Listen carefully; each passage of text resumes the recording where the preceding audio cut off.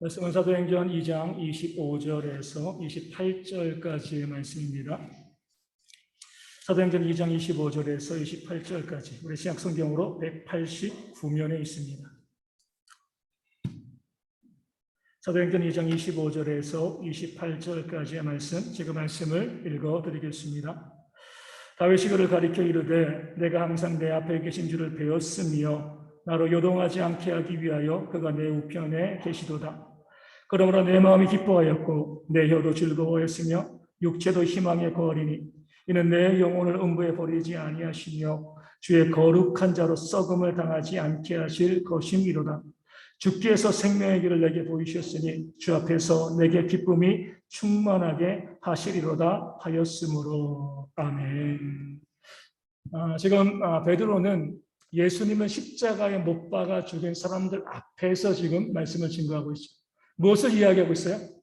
그 예수님께서 죽고 그치신 것이 아니라 그 죽음을 이기시고 부활하셨다는 그 사실을 모여있는 많은 유대인들, 예수님을 십자가에 못 박아 죽은 사람들에게 예수님의 부활을 증거하고 있는 겁니다.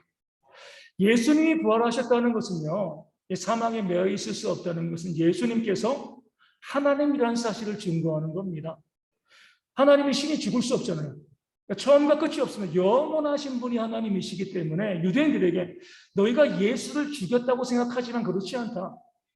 우리 예수님은 하나님이시기 때문에 사망에 매여 있을 수 없고 다시 부활하여 살아나셨다. 이 사실을 그들 가운데 증거하고 선포하고 있는 겁니다.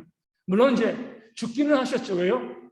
우리의 죄를 대속하기 위하여서, 우리를 구원하기 위해서 우리의 죄의 짐을 지시고 죽으셨지만 그렇다고 사망이 예수님을 지배하지는 못했습니다. 잠깐 죽으시고 바로 뭐예요? 부활하신 거죠. 다시 살아나셨습니다. 그 사실을 지금 예수를 죽인 유대인들에게 증거하고 있는 겁니다.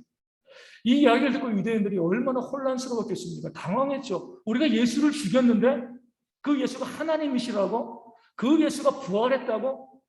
진짜야? 믿어도 돼? 아마 이런 반응이었을 겁니다. 그렇기 때문에 이런 유대인들의 모습을 알고 베드로가요, 구약 성경에는 다윗의 시편을 제시하고 있는 겁니다. 우리가 억지로 말을 만들어낸 거 아니야. 거짓말하는 거 아니다. 1000년 전에 다윗이 기록한 시편에서 예수님의 부활이 이미 뭐예요? 예언되어 있다. 그런 의미에서 우리 시편 18편 6절 이하에 있는 말씀을 본문 25절 이하에 그대로 인용하고 있는 겁니다. 다윗이 누구예요? 유대인들이 가장 존경하는 인물이잖아요. 그 다윗이 시편 성경을 기록했습니다. 구약 성경, 유대인들이 목숨 걸고 지키는 그 구약 성경인데 그 다윗의 시편 성경의 구약 성경에 너희가 진리라고 인정하는 그 성경에 예수님의 부활이 이미 예언되어 있는 거예요.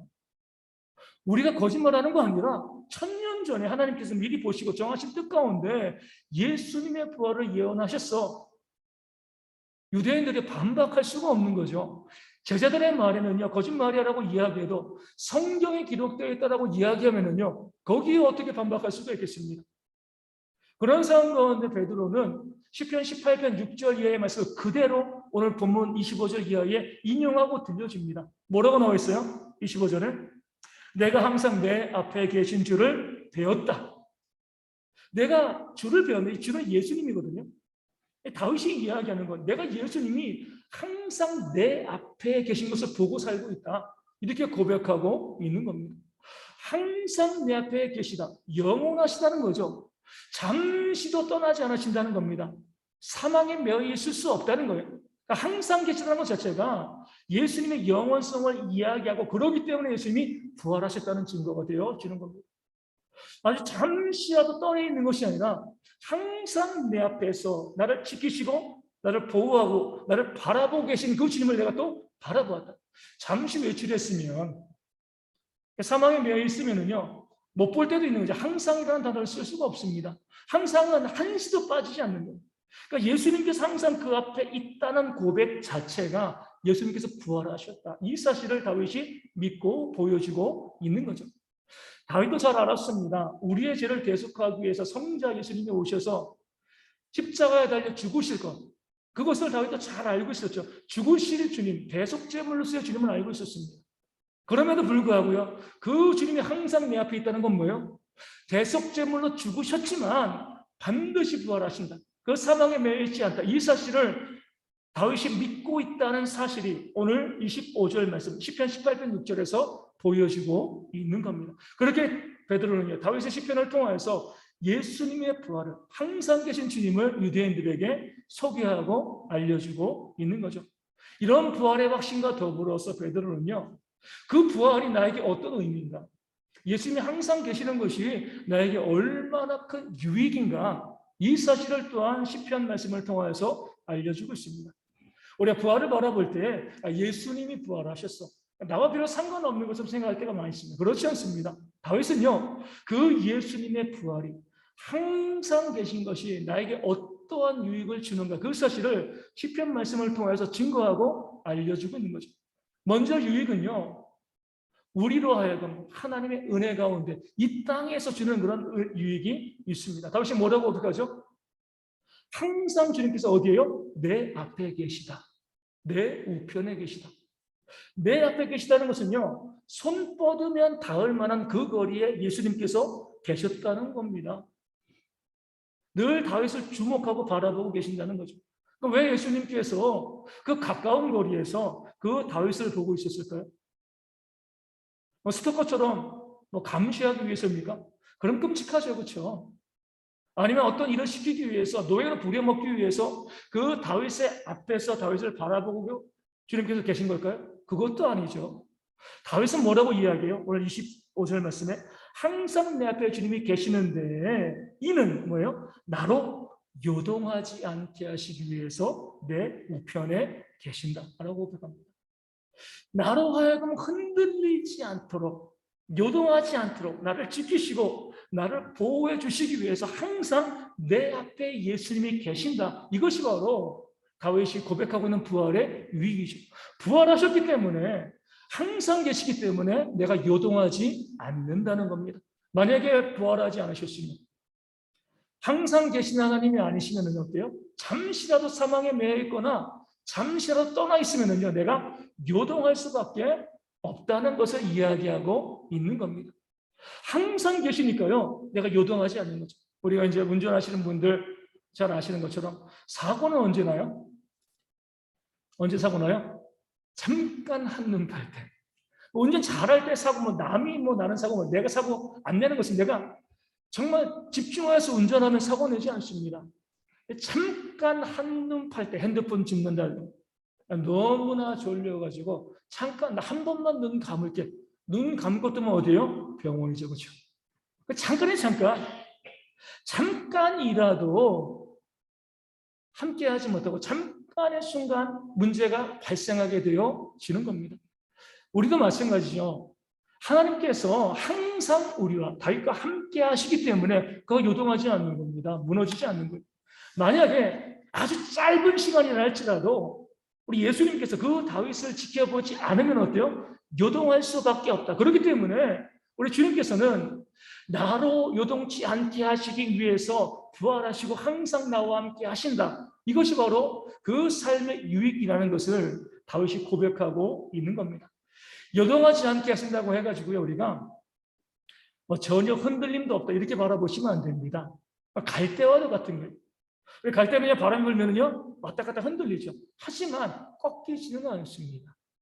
지금 다윗이 요동하지 않는다라고 이야기하는 것은요, 내 삶에 아무 문제도 없어요.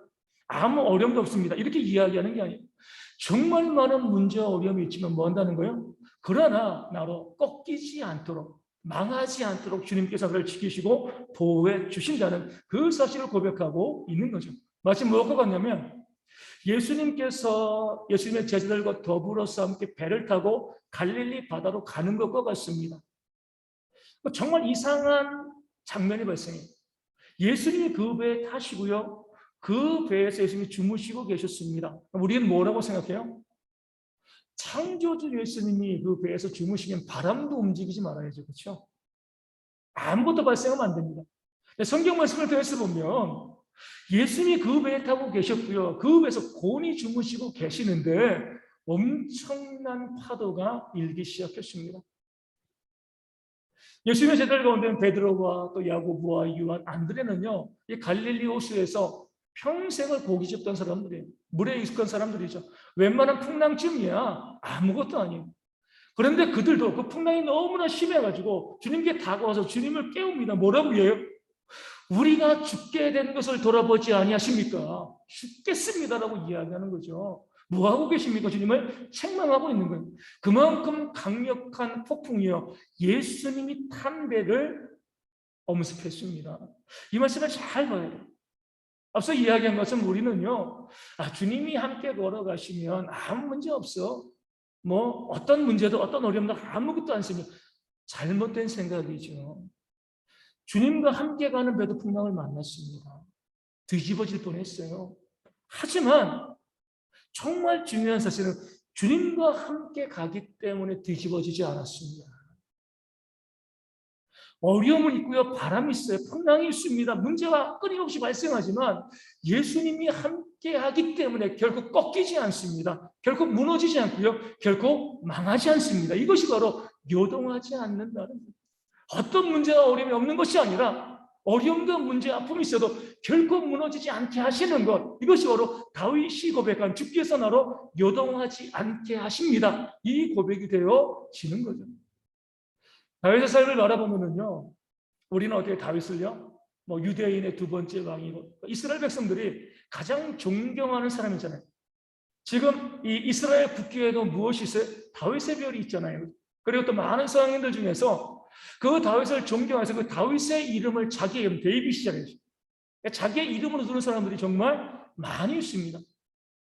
하지만 우리가 다윗의 실제적인 일생을 바라보면요, 정말 끔찍하고 비참한 삶을 살았습니다. 처음에 골리앗과 싸워서 이기고 첫 번째 왕인 사울 왕이 사위가 됐을 때까지만 해도 좋았습니다. 인생이 좋았어요. 그런데 그 사울 왕이 그 사위 다윗을 시기하면서 어때요? 도망자로 살았잖아요. 광야를 전전했습니다. 심지어 이웃나라에 도망갔다가 목숨을 구하기 위해서 침을 질질 흘리면서 미친 척까지 했습니다. 얼마나 인생이 비참했어요. 그리고 난 다음에 가까스로 왕이 됐죠. 왕이 되고 평안했습니까? 평안하지 않았어요. 왕이 되고도 맨날 싸웠어요. 전쟁에서 주변 나라 일가들과. 그 다윗의 소망이 무엇이었냐면 성전을 짓는 겁니다. 내가 하나님의 성전, 성막에 법궤가 있으니까 성전을 짓고 싶습니다. 하나님께서 안 되라고 말씀하시죠. 왜요? 너 피를 너무 많이 흘렸잖아. 전쟁하면서 그렇게 피를 많이 흘린 자가 내 성전을 지을 수가 없다. 성전을 짓지 못했다는 것 자체가 뭐예요? 그가 얼마나 험악한 인생을 살아왔는지를 보여줍니다. 정말 그 다윗의 인생의 가장 험악한 시기는요, 그 다음에 있죠 뭐예요? 그가 가장 사랑했던 아들 압살롬이 그 아버지를 배반하고 그를 죽이고 다윗과 전쟁하였던 겁니다. 얼마나 비참했겠어요. 내 아들, 내가 가장 사랑하는 아들이 나를 죽이려고 하는 겁니다. 그 다윗의 인생을 보면은요, 아무 문제 없는 것처럼, 풍랑 없는 것처럼 그런 인생이 아니었습니다. 너무나 많은 고통과 어려움이 끊임없이 그에게 다가왔는데 뭐라고 고백해요? 주께서 나를 요동치 않게 하십니다. 너무나 힘든 삶의 문제와 아픔들이 계속 그에게 닥쳐왔지만 결국 승리하게 하신 거죠. 그 모든 문제와 어려움을 이기게 하신 그 하나님을 바라봤기 때문에 그 고난 중에 너무나 힘들었지만 결코 꺾이지 않고 망하지 않고 무너지지 않고 승리케 하신 그 하나님을 봤기 때문에 다윗은 주께서 나로 요동하지 않게 하셨습니다. 이렇게 고백하고 있는 거예요. 시편 1편에 있는 말씀을 더해서 보면은요, 복 있는 자가 나오죠. 누가 복 있는 자예요? 시절을 쫓아 시절에 따라 과실 열매를 맺는 자가 복 있는 자입니다. 추수 때에 열매 잘 맺으면 복된 거예요. 하지만 봄에 가뭄이 있잖아요. 여름에 태풍이 있으면 뜨거운 햇빛이 있어요. 처음부터 끝까지 계속 열매 맺는 것이 아니라 열매를 맺기 위해서는요, 그 봄과 여름의 그 고통과 그 어려운 시기를 지나야 되는 거죠. 그것을 지나고 나서 나중에 가을에 결실하게 되어지면 그것이 복 있는 거예요. 우리는요, 잘못된 생각을 하죠. 만사가 형통한 거, 아무런 삶의 문제 없이 손대어 하는 모든 것이 잘 되는 것이 복되다. 그렇지 않습니다. 어려움과 고통이 있어요. 시편 23편 말씀에 뭐라고 고백하죠? 내가 사망의 음침한 골짜기를 지날지라. 사망의 음침한 골짜기, 죽음과 같은 그런 일을 경험할 수도 있습니다. 하지만 주의 막대기가 나를 안위하시는 거죠. 그 사망의 음침한 골짜기를 지나가야지 뭐가 있어요? 왜 목자가 하나님께서 그 사랑하는 다윗을 우리를요 그 사망의 음침한 골짜기와 같은 그 험하고 힘든 길로 우리를 인도해 내십니까? 거기를 지나야지만 푸른 풀밭과 쉴만한 물가가 있기 때문에 그렇습니다. 거기를 지나지 않고서는요 푸른 초장에 갈 수가 없어요. 쉴 만한 물가에 갈 수가 없습니다. 사망의 음침한 골짜기를 지나가야지만 양들에게 풍성한 꼴을 먹일 수 있는 풀밭과 물이 있는 거죠. 이것이 바로 다윗이 이야기하고 있는 나로 요동치 않게 하신 것, 이 고백이 되어지는 겁니다. 그렇기 때문에 오늘 말씀 26절에 그러므로 내 마음이 기뻐하였고 내 혀도 즐거워하였다 고백합니다. 결국 자신을 요동치 않게 하시기 위해서 늘 부활하여서 자기 앞에 항상 주목하고 계신 그 하나님을 바라보니까 기뻐할 수밖에 없고요. 찬양할 수밖에 없었습니다. 한 가지 문제가 발생하죠. 하나님은 부활하시고 영원하신 거잖아요. 항상 사랑하십니다. 항상 다윗과 함께 하시고 그 앞에 계시는 거예요. 한 가지 문제는 뭐냐면 그런데 그런 다윗이 죽으면 그것이 무슨 의미가 있습니까? 하나님은 영원하신데 부활하시고 늘 다윗 앞에 계시면서 다윗을 붙잡아 주시고 함께 하시는데 그 다윗이 이 땅에 존재하지 않으면 그 하나님의 영원하심과 사랑이 무슨 소용이 있습니까? 마치 무엇과 아니면 이렇게 자주 섞인 이야기를 하는 분들 있잖아요. 집도 준비되어 있고요. 차도 있고요. 좋은 직장도 있고 뭐 신체도 건강하고 문제 없고 결혼을 위한 모든 준비를 다 해놨습니다. 근데 뭐가 없어요? 결혼할 상대가 없는 경우랑 마찬가지죠. 그렇죠? 다 준비해놓은 거예요. 재산만 하면 뭐예요? 나 결혼할 사람이 없으면요 아무 의미가 없는 거죠. 다윗이 이것을 이야기하는 겁니다. 하나님은 영원하시고 부활하시고 나를 위해서 모든 것 다 해주시는데 내가 죽으면 그것이 무슨 의미가 있겠습니까? 다윗은요 뭐라고 오늘 26절에 이야기하고 있어요? 육체도 희망에 거하리니. 썩을 육체인데 내가 죽고 나면 아무 의미가 없는데 내 육체도 희망에 거한다라고 이야기합니다. 왜요? 27절에 답이 나와 있죠. 이는 내 영혼을 음부에 버리지 아니하실 것이기 때문에 그렇습니다. 다윗이 고백한 것은 이거죠. 하나님께서 정말 나를 사랑하신다면 정말 전능하신 하나님이라고 하면 내가 죽어서 그 음부에 내 육체가 썩음을 당하고 그 지옥의 형벌에 나로 떨어지게 만들어 두시겠는가? 결코 그러지 아니하실 것이다. 이 사실을 믿는 거죠. 사랑하시는 하나님께서 항상 내 앞에 계시다는 것은 뭐예요? 하나님이 항상 내 앞에 계시다는 것은 곧 나도 항상 하나님 앞에 있다는 겁니다. 항상 내 앞에 하나님이 계신다. 예수님이 계신다. 이 사실은요. 예수님의 부활도 증거하지만 나도 부활할 것도 보여주고 있는 거예요. 내가 항상 있지 않으면 어떻게 항상 하나님이 내 앞에 계실 수가 있겠습니까? 나도 항상 있기 때문에 부활할 것이기 때문에 항상 주님이 내 앞에 계신 거죠. 이 구절은 예수님의 부활과 내 자신의 부활도 함께 고백하고 있는 겁니다. 그렇기 때문에 이어서 무엇이라고 이야기해요? 주의 거룩한 자로 썩음을 당하지 않게 하실 것이로며. 주의 거룩한 자가 누구죠? 예수님이죠. 예수님을 십자가에서 그 사망에서 구원해내신 그 하나님, 썩음을 당치 않게 하신 하나님께서 예수님뿐만 아니라 나도 하나님 앞에 영원히 거하시도록 나도 부활시키실 것을 내가 믿습니다. 항상 하나님이 내 앞에 계심이 그 증거입니다. 이렇게 고백하고 있는 거죠. 이 땅을 살아가면서 요동치 않게 하시는 것뿐만 아니라 영원히 하나님과 함께 하도록 영적인 유익도 주신다는 것을 다윗은 알고서 믿음으로 고백하고 있는 거예요. 그렇기 때문에 28절에 주께서 생명의 길을 내게 보이셨습니다. 영생의 길을 보이신 거죠. 예수님의 부활은 곧 나의 부활이죠.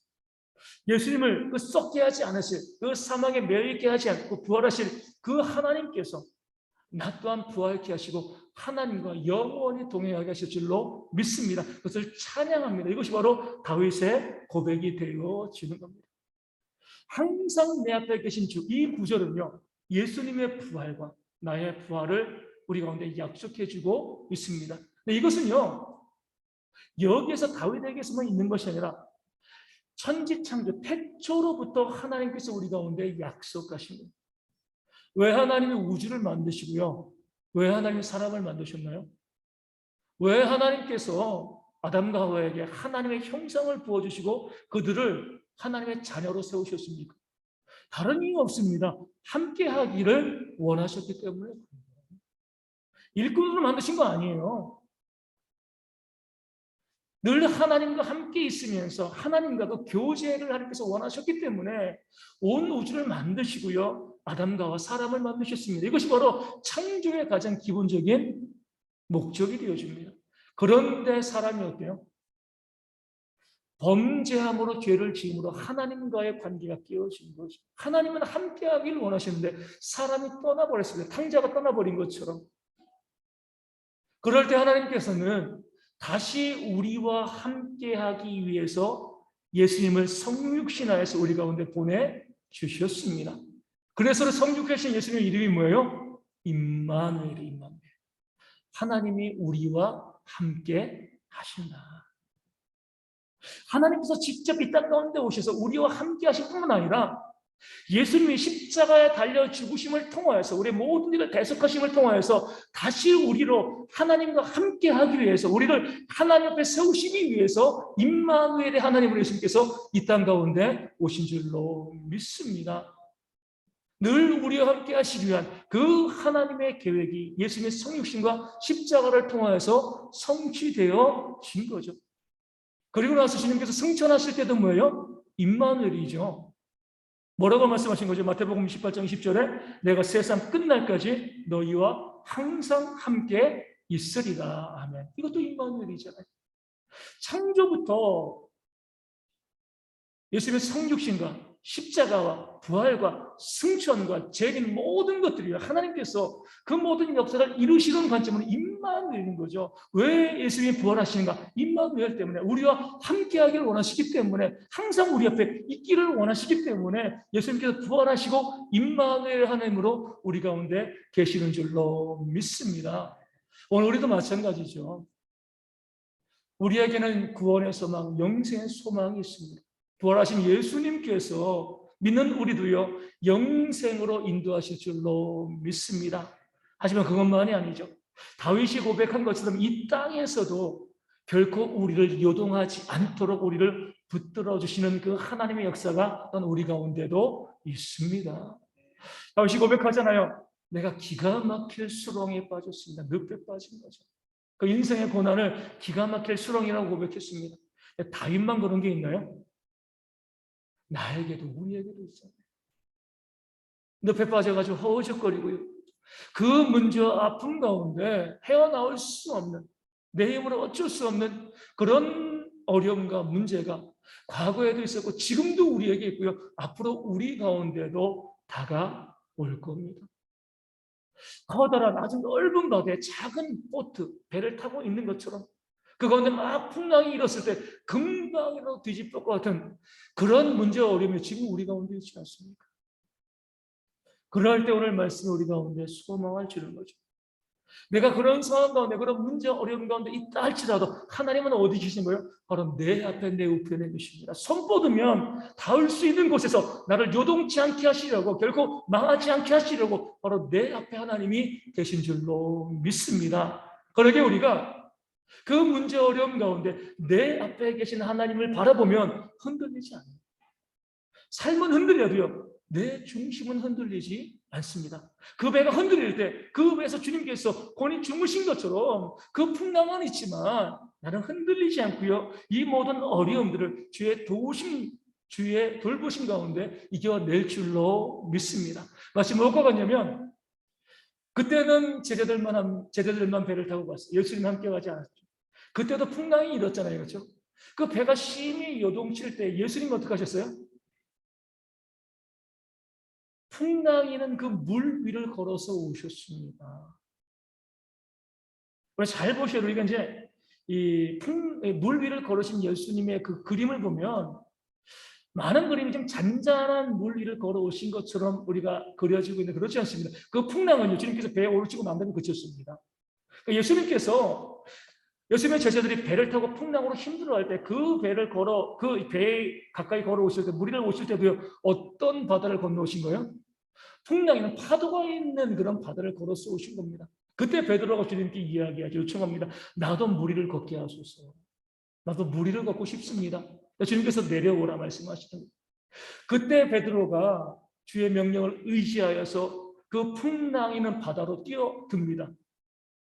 그때 물에 빠지지 않고 물 위를 걷게 되었죠. 그렇다고 해서 그때 뭐예요? 풍랑이 잔잔해진 게 아니에요. 이 말씀을 잘 보셔야 돼요. 내가 주님 바라보면서 하나님의 역사를 경험할 때도 여전히 풍랑은 있다는 겁니다. 베드로도요, 풍랑이는 물 위를 걸은 겁니다. 예수님도 풍랑이는 그 물 위를 걸은 겁니다. 계속 문제는 닥쳐옵니다. 삶의 어려움들이 계속 닥쳐오지만 주님을 바라보면은요, 그 어려움 가운데 빠지지 않게 되어지는 겁니다. 그런데 베드로가 어떻게 했어요? 주님 바라보다가 거센 파도가 밀려오니까 시선을 놓치고요, 그 파도를 바라봤어요. 그 순간 물에 빠져버렸죠.